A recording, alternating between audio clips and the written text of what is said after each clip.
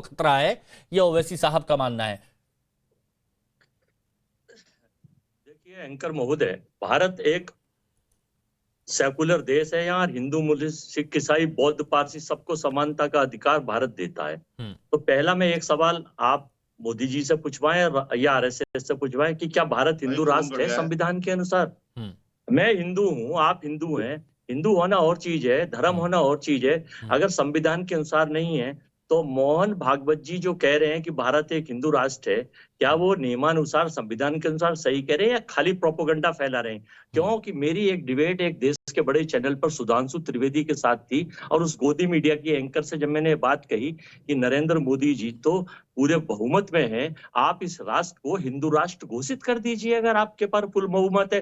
तो तब सुधांशु त्रिवेदी ने और उस गोदी मीडिया की एंकर ने ये कहा, अरे आप तो बांटने का काम करते हैं, भारत में हिंदू, मुस्लिम, सिख, ईसाई, बौद्ध, पारसी सबको आप समानता इधर उधर की बात कर रहे हैं, आप अपनी बात यहाँ पर रखिए ना। विखंडन की बात कर रहे हैं। अजय जी सुन लीजिए सुन लीजिए। तो या तो वो गलत थे या मैं गलत था। अच्छा, भागवत जी कह रहे हैं भगवान बचाने नहीं आएगा।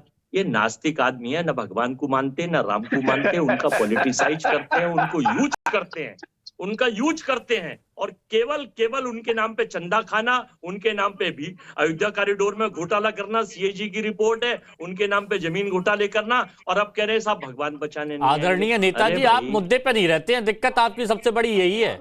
मैंने आपसे कहां से शुरुआत की थी और आप कहां पर ले गए हैं। भगवान उसी की मदद करता है जो प्रयास करता है, ये बात वहां पर कही गई। अब आपने उनको नास्तिक ही बता दिया, अब आपने उसको नास्तिक ही बता दिया जय वर्मा जी।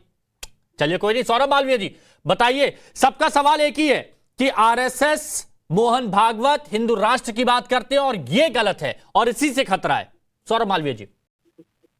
हिमांशु जी, आरएसएस हिंदू राष्ट्र की बात करती है, ये तो सत्य है, लेकिन भारत में रहने वाला हर व्यक्ति हिंदू है, वो गर्व के साथ कहता है कि वह हिंदू है।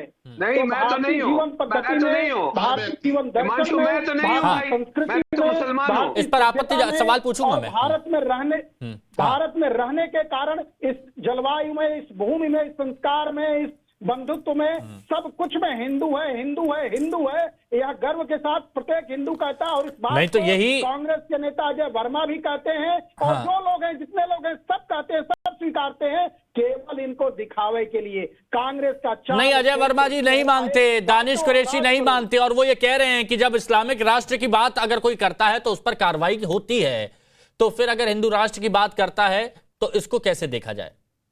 इस पर क्यों नहीं आपत्ति जताई जाती? तौर पर कांग्रेस ने लंबे समय, अजय जी मैंने पूछा ना, जवाब लीजिए ना, जवाब ले लेते हैं एक बार। भारत को बांटने का काम किया है, बांटने के सिवा कुछ नहीं किया है। इसलिए उसके चाल चरित्र और चेहरा में एक ही चीज दिखता है कि कैसे समाज को, भारतीय समाज को बांटे, कैसे लोगों को बांटे और सत्ता में बने रहे। इस चाल, अब देखिए राहुल गांधी कभी जनेऊधारी ब्राह्मण हो जाते हैं, कभी कोई गोत्र हो जाते हैं, नई नई तरह की चीजें खुद प्रस्तुत करने लगते हैं। तो है कहाँ राहुल गांधी? हिंदू है या है क्या? अगर 56 इंच का सीना है तो हिंदू राष्ट्र घोषित करो ना। यहाँ बैठ के नकली हिंदू बन रहे हो, यहाँ बैठ के नकली बातें कर रहे हो, यहाँ बैठ के गॉडसे की विचारधारा चला रहे हो, यहाँ बैठ के आसाराम बाबू के चरण छू रहे हो, भारत और भारतीयता में विश्वास करिए भाई। अरे वो अपनी पार्टी की बात क्यों नहीं करेंगे मालवीय जी? मालवीय जी वो तो अपनी पार्टी की बात करेंगे ना, अगर कांग्रेस के नेता हैं तो वो कांग्रेस की बात करेंगे, क्यों नहीं करेंगे? तो यही हिमांशु जी, यही बात तो मैं कह रहा हूँ, चाल चरित्र चेहरा कांग्रेस का यही है कि इनको घूस करो, यहाँ बांटो, वहाँ बांटो। हाँ तो वो कहते हैं कि नहीं है हिंदू राष्ट्र, नहीं तो कांग्रेस कहती है कि नहीं है हिंदू राष्ट्र की बात गलत है। ठीक है संजय राणा जी, संजय राणा जी, ये अभी जो कन्वर्सेशन हुई, आपने अजहरी साहब को सुना, कुरैशी जी को भी सुना, अजय वर्मा जी को भी सुना, हिंदू राष्ट्र की बात करते हैं और इसीलिए यहां पर सबसे ज्यादा खतरा हिंदू मुस्लिमों को अगर है तो वो भागवत से है, मोदी से है, ये कहा गया। अब आप जवाब दीजिए।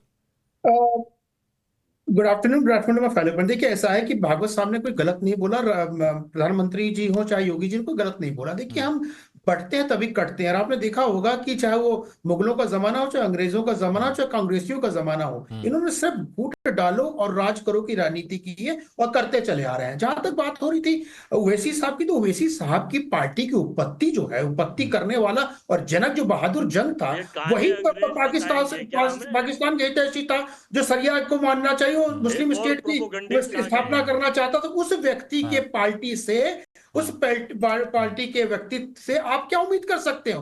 वो हिंदुओं की बात करेगा, वो हमें इस्लामिक बात करने वाला व्यक्ति है और इस्लाम की ही बात करेगा। बहादुर जंग चाहते थे कि हैदराबाद जाकर पाकिस्तान में मिल जाए, तो उसी की विचारधारा को मानने वाले तो वैसी है, वैसी उसी पार्टी का अध्यक्ष इस समय, तो उस तरह की चर्चा की जाएगी। जहां तक बात हो रही थी कि हिंदुओं को खतरा है आरएसएस से, नहीं, हिंदुओं को और इस राष्ट्र को, इस संस्कृति को खतरा है ओवैसी ऐसे विचारधारा वाले नेताओं से, इस्लामिक सोच वाले नेताओं से, रेडिकलाइजेशन करने वाले नेताओं से।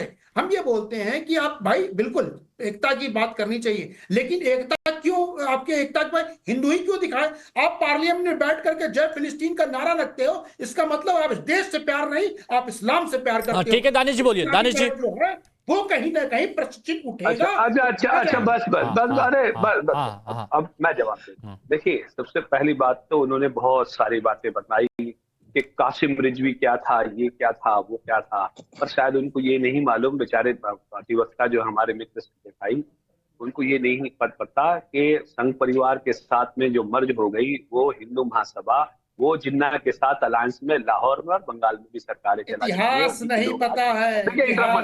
संजय जी इंटरप्ट मत करिए। आप बोल रहे थे मैं खामोश था, ऐसे नहीं होगा। संजय जी सुन लीजिए ना, ऐसे नहीं होगा, सुन लीजिए, शायद कुछ और कह रहे हैं। देखिए, अब उसके बाद उसके बाद उनको कासिम रिजवी जिस तरह से वो भारतीय जनता पार्टी और उसकी भगिनी संस्थाओं को पाकिस्तान बहुत याद आता है ना, इस तरह, इसलिए बहादुर जंग। अरे सुन तो लो अब, अरे सुन तो लो अब, अरे अभी मजा आएगा, सुनिए, अभी मजा आएगा, सुनिए। एमआईएम को बनाने में उसका हाथ था कि नहीं था? एमआईएम का रचयिता था कि नहीं था? बताओ ना। बहादुर जंग, कासिम रिजवी। मेरा मुद्दा था एकता की बात पर, एकता की बात पर अनेकता क्यों नहीं चलेगा? दानिश जी बोलिए, थोड़ा सा रुक जाइए। संजय जी दोबारा आता हूँ ना प्लीज। हाँ देखिए, अब मैं आपको एक बात बताऊं, सुनिए मेरी बात। अब तक बोलिए, हाँ बोलिए 5 बार वक्त कम है, बोलने दीजिए प्लीज, दानिश को बोलने दीजिए, दानिश जी को बोलने दीजिए। अब तक 5 बार बेस्ट पार्लियामेंट्री अवार्ड जीत चुके हैं ओवैसी साहब, जिसमें से 3 बार खुद मोदी जी की सत्ता के दौर में मिला है। अब उसके बावजूद भी संजय राणा जी को नहीं पता, या मालवीय साहब को नहीं पता, या और किसी को नहीं पता, तो ये तो अफसोसनाक है। अब हम इसका क्या कह सकते हैं? यही तो दानिश जी हम बोल रहे हैं कि हमारे देश में मुसलमान इतना आगे बढ़ रहे हैं, तरक्की कर रहे हैं, योजनाओं का लाभ पा रहे हैं, फिर भी आप लोग कहते हैं कि मुसलमान खतरे में, मुसलमान खतरे में, मुसलमान खतरे में। कौन सी योजना का? मुझे तो कोई योजना का फायदा नहीं मिला। अरे तो आपको क्यों, आप गरीबी रेखा में आते हैं क्या? हाँ, ये बात की आपने तो कोई गरीबी रेखा के नीचे है, इसलिए उसको। अरे तो जो जिस चीज के लिए एलिजिबल होगा उसे ही तो मिलेगा ना। हिमांशु जी, ये पैरामीटर में आज फंस गए। कोई गरीबी रेखा के नीचे है तो वो मुसलमान, तो आपको मुसलमान नजर आता है, गरीब नहीं नजर आता। तो भाई उसमें हिंदू भी है, उसमें हिंदू भी है। अब इसमें भी आप गरीबों में भी धर्म बांट दीजिए करण वर्मा जी। अब इसमें भी बात अलग आ गई करण वर्मा जी। देखिए ना, मैं वही तो कह रहा हूं। करण वर्मा जी अब 1 मिनट बोलने दीजिए। देखिए, ये एक्सपोज कैसे करण वर्मा जी बोलिए। ये कभी कभार बोलते हैं भाई हमने राज किया हुआ है, हम हुक्मराने वक्त रहे हुए हैं, और फिर एकदम से मजलूम बन जाते हैं जब इनको रिजर्वेशन चाहिए होती है। जब 1 मिनट बोलने दीजिए। वैसे बोलेंगे जी हमारे यहाँ कास्ट नहीं है। जब इनको चाहिए होता है रिजर्वेशन, कहते हैं भाई हमारे दलित मुस्लिम भी हैं, हमारे पसमंदा भी हैं। जब मन होगा कास्ट नहीं है, जब मन होगा हम राजा हैं, जब मन होगा हम फकीर हैं। अरे भैया बैठ के फैसला कर लो, हो क्या पहले मजलूम हो कि तेरे रहे हो कि राज किया है, कि कास्ट है कि नहीं है, एक बार फैसला कर लो सब मौलानाओं को बुलाकर। अच्छा, मतलब ये तय करना होगा कि आपको कब किस चीज की भूमिका निभानी है। यानी आप पीड़ित हैं तो उस वक्त आप अलग भूमिका निभाते हैं,